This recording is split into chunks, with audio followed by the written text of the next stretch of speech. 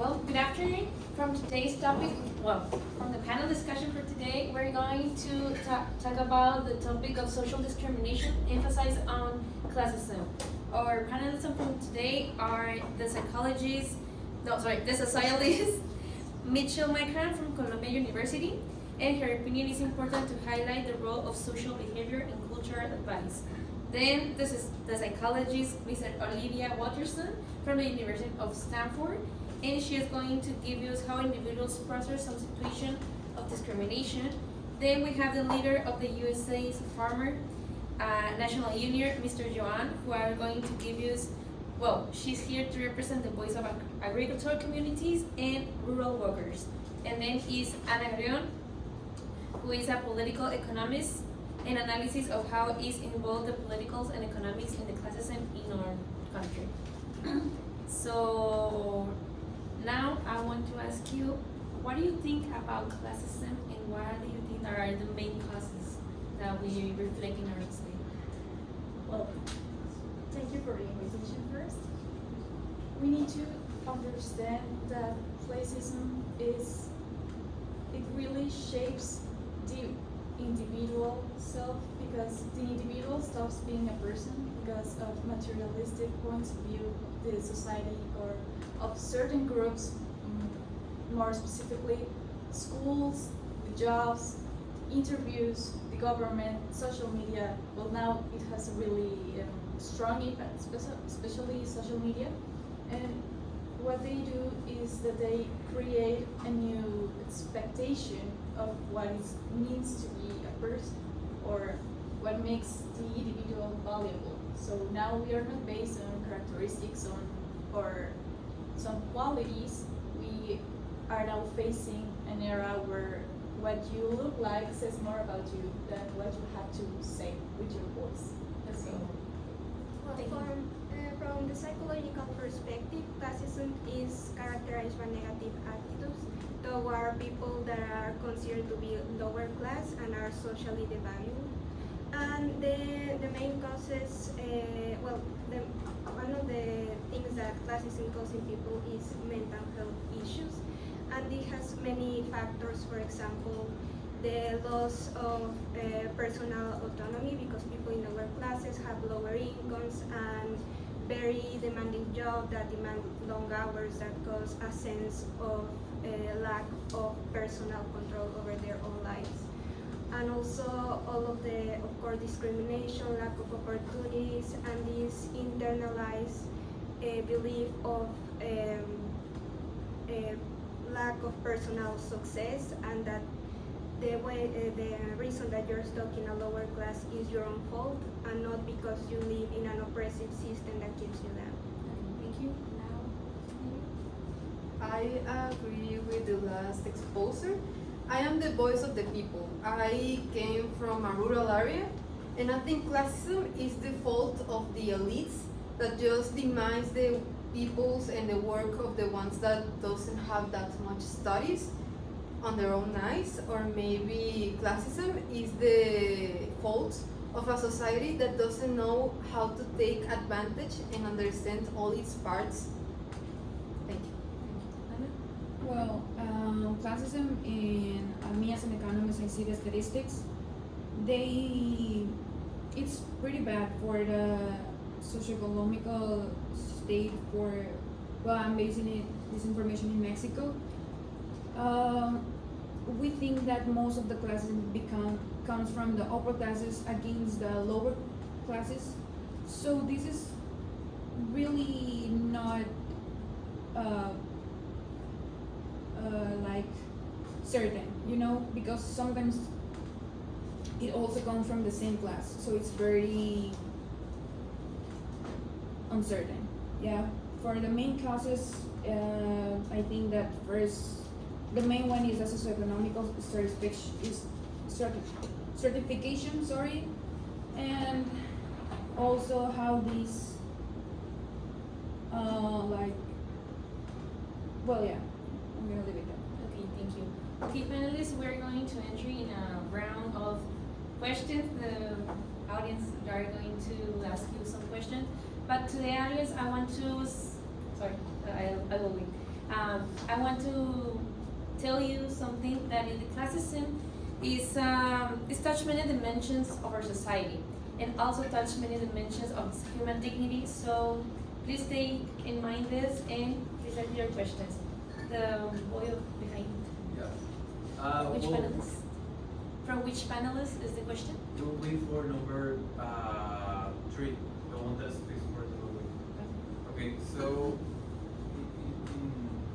what I'm not understanding is that, for example, we live in a society that even though like we respect the people that maybe didn't have the same amount of money or power, there will always be this type of people that have more money and less money, right?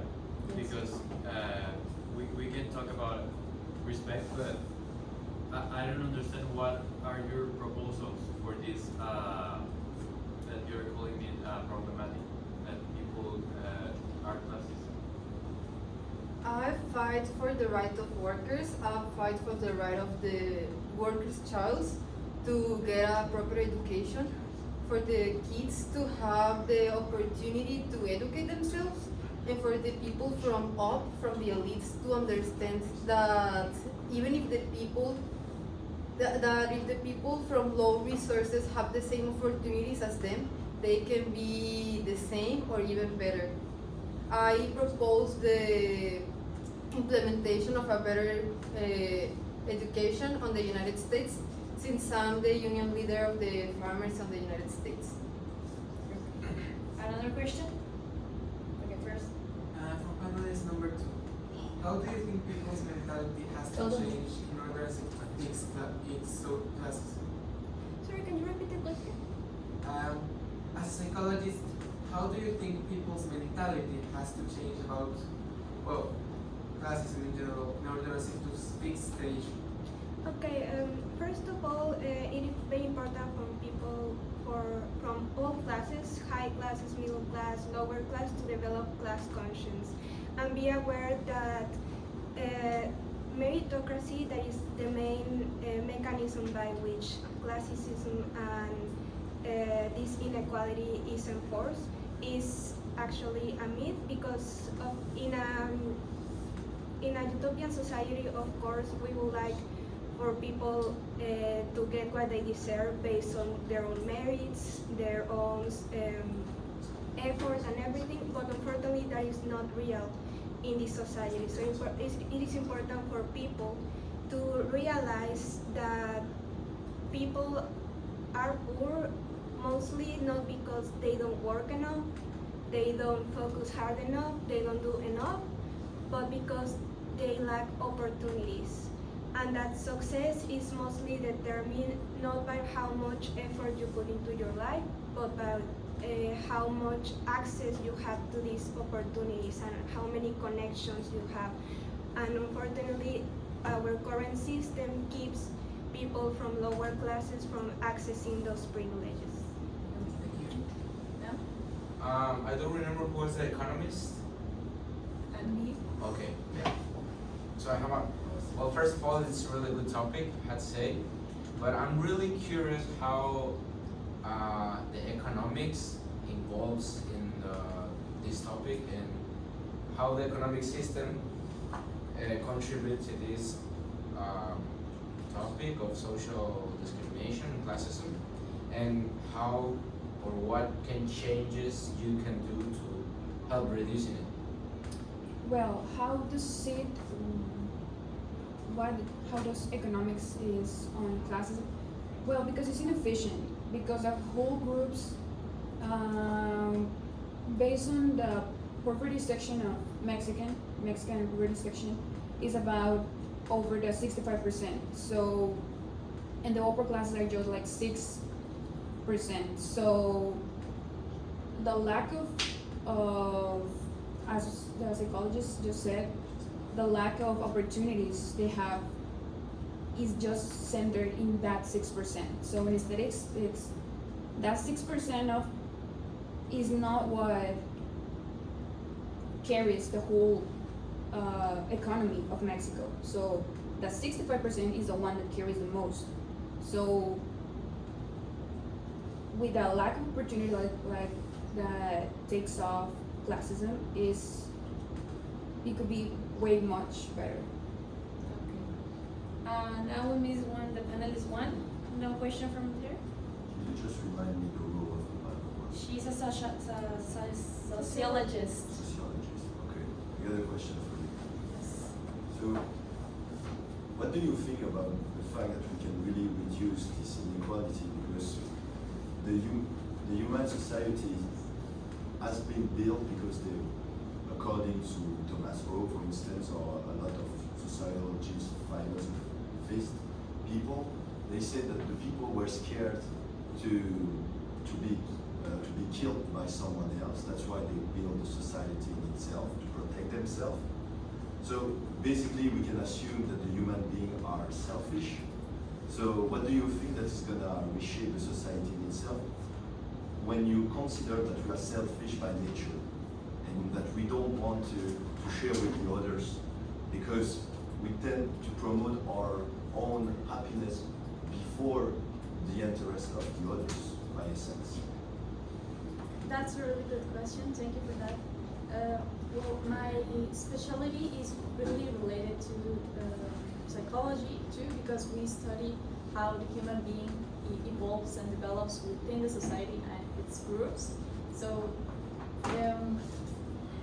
we need to, sometimes when we address these kind of problematics that seem very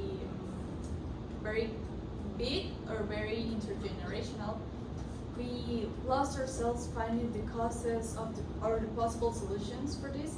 But I like to say that we can all start a change, even if it's small, from our own perspective right now, because what we can do is really analyze ourselves and what we learn, where does our beliefs come from and how have they affected us throughout our lives, and then we will generate a sense or a consciousness that will apply to what we learn, what we let into our minds, and how we treat the other people, how have we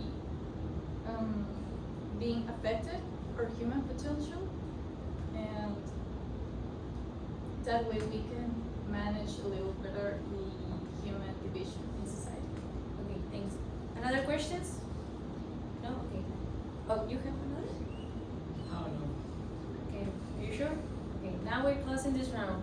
Now we're Wait, going. all the panelists had a question. You have any questions? Me?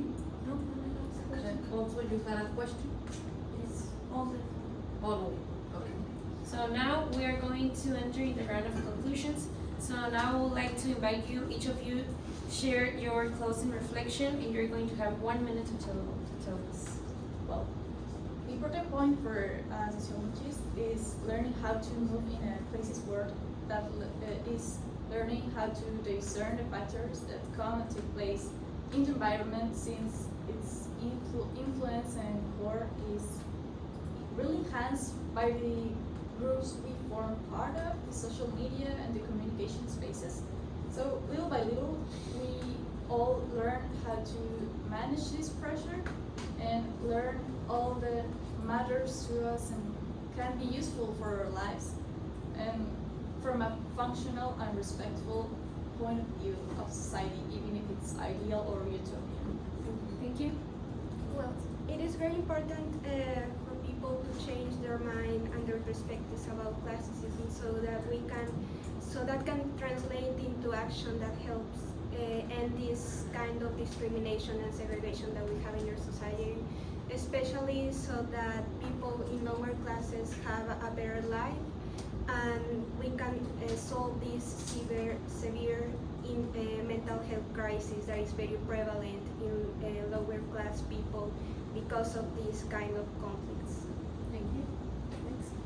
The recognition and the respect that all the works must have can be obtained through social integration, for all the works to correlate with each other and to understand its importance on society. I want education to be more accessible to all demographics, for little kids to understand everything, not just like the biased context their family, their place of living can give to them. And also the discrimination towards the workers impacts the society. The government should work to integrate everyone and to give more opportunities to all the people, not even if they come from rural areas or from the biggest city of the country. Thank you, Anna. Well, I think that in general, class imports economy is by the lack of talent, the slow mobility, raising consumptions, the raising public costs, and the destabilization institutions. So, by statistics, economies that minimize class barriers tend to have a stronger growth, a higher innovation, and a better resilience. So, that's real how. Yeah. Okay. Thank you so much again for your time and to give us your reflection and your ideas. I'm very according to you, so thank you for and have a great day.